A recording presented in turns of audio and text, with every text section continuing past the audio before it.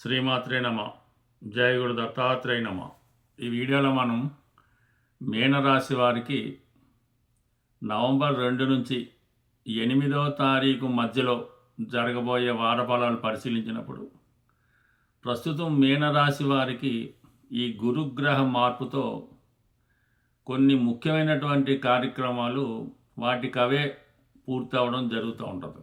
విద్యార్థులకైతే ముఖ్యంగా చదువులో చాలా ఇంట్రెస్ట్ పెరిగి గతంలో మిగిలిపోయినటువంటి సబ్జెక్టులు ఏవైనా ఉంటాయో పూర్తి చేసుకొని విద్యాపరంగా అభివృద్ధి పరంగా వెళ్తూ ఉంటారు.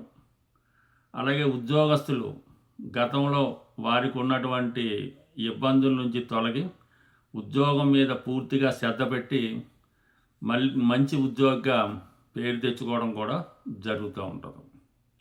సో ఎప్పుడైనా సరే ఈ శని భగవానుడు ఒక రాశిలో ఉన్నప్పుడు ఆ రాశిని చాలా వరకు ప్రొటెక్ట్ చేస్తూ ఉంటాడు. అంటే కష్టపడితే ఆ రాశి ఫలితాలు పొందడం జరుగుతూ ఉంటుంది.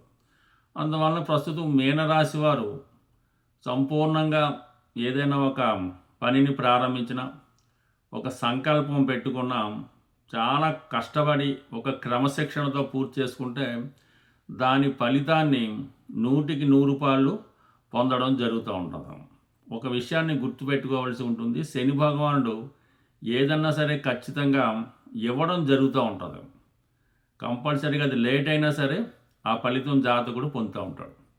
అయితే గురు భగవానుడు తను ఉన్న రాశి కన్నా ఏ భావాన్ని వీక్షిస్తుంటాడో ఆ భావ ఫలితాల్ని ఇవ్వడం జరుగుతూ ఉంటుంది. వాటిని మంచి వృద్ధిపరచడం జరుగుతూ ఉంటుంది. ప్రస్తుతం ఈ మీనరాశికి రాశ్యాధిపతి గురువు 5వ స్థానంలో ఉచ్చులో ఉంటూ తన భాగ్య దృష్టితో తన సొంత క్షేత్రాన్ని చూడటం వల్ల కంపల్సరిగా మీనరాశి వారికి చాలా కాలంగా ఆగిపోయినటువంటి పనులు పూర్తవుతాయి. అటు ఆరోగ్యం వస్తుంది, మంచి నడవడిక వస్తుంది, చాలా సంస్కారవంతంగా ఉంటారు. ఏదైనా బలహీనతల నుంచి కంప్లీట్గా బయటపడటం జరుగుతూ ఉంటుంది. వాళ్ళు సంస్కరించుకొని కొత్తగా జీవితాన్ని మార్చుకోవడం జరుగుతూ ఉంటుంది. బట్ ఏదైనా ఈ మీనరాశి వారికి ఈ అవకాశం కొద్ది రోజులు మాత్రమే ఉండడం జరుగుతూ ఉంటుంది.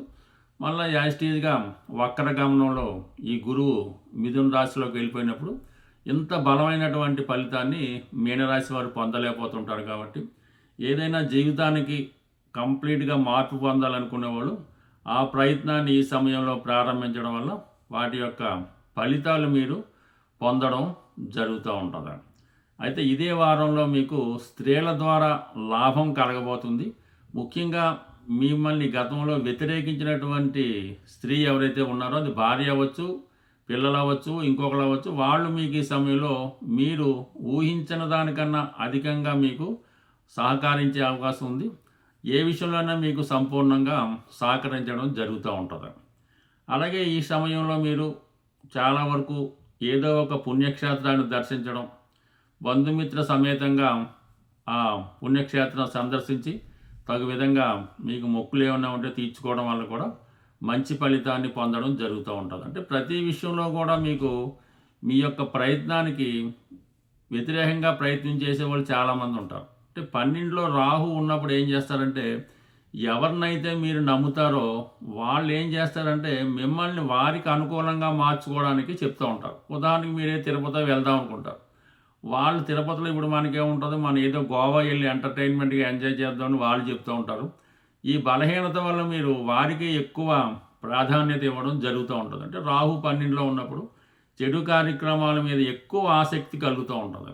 ఎప్పటికైనా మీరు వాటి నుంచి బయటపడితే రాబోయే రోజుల్లో మీ యొక్క యాటిట్యూడ్ మారి సంపూర్ణంగా మీరు మళ్ళా మంచి మార్గంలో ప్రయాణించి ఆర్థిక పరంగా అభివృద్ధి చెందే అవకాశం ఉంటుంది. కాబట్టి ఎవరినైతే మీరు మిమ్మల్ని ఆశ్రయించి ఉన్నారో వాళ్ళని గమనించి సాధ్యమైనంత వరకు వాళ్ళని దూరం పెడితేనే ఇప్పుడు ఈ గురువు మీకు మంచి ఫలితాన్ని ఇవ్వగలరు.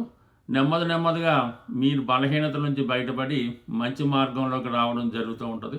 బట్ ఏదైనా ఈ వారం నుంచి మీరు సంపూర్ణంగా శివుణ్ణి ఆరాధించడం వల్ల, ప్రతి సోమవారం శివాలయం దర్శనం చేయడం వల్ల జీవితంలో కంప్లీట్గా మార్పు రావడం జరుగుతూ ఉంటుంది. స్వస్తి.